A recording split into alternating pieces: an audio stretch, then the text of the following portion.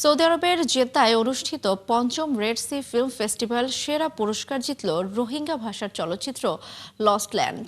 ফেস্টিভ্যালে ঝলমলে সন্ধ্যায় সেরা চলচ্চিত্রের সর্বোচ্চ সম্মান গোল্ডেন ইউসর জিতে নিল আকিও ফুজিমোতো পরিচালিত পূর্ণদৈর্ঘ্য সিনেমাটি।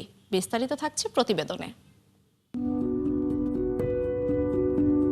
জনি ডেপ, শাইলিন উডলির মতো হলিউড তারকাদের ঝলমলে উপস্থিতিতে ঘোষণা করা হয় রেড সি ফিল্ম ফেস্টিভ্যালে জিতে নেওয়া সেরা চলচ্চিত্রের নাম।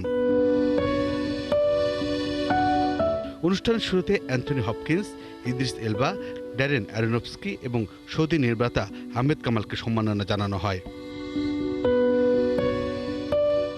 গোল্ডেন ঈশ্বর জিতে নেওয়া রোহিঙ্গা ভাষার প্রথম চলচ্চিত্র লস্ট ল্যান্ডে দেখানো হয়েছে মিয়ানমারে নির্যাতনের মুখে দুইটি শিশুর মালয়েশিয়া পৌঁছানোর জীবন মরণ যাত্রা। $1,00,000 জিতে নেওয়া সিনেমাটি এবছরের ভেনিস ফিল্ম ফেস্টিভ্যালের হরাইজন্স বিভাগে বিশ্ব প্রিমিয়ারে বিশেষ জুরি পুরস্কার পেয়েছিল। সিনেমার প্রতি ভালোবাসা এই স্লোগান নিয়ে গত 4 ডিসেম্বর জেদ্দায় বসে রেড সি ফিল্ম ফেস্টিভ্যালের পঞ্চম আসর।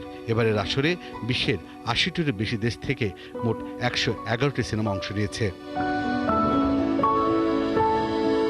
বুলবুল আহমেদ জয়, 71, ঢাকা।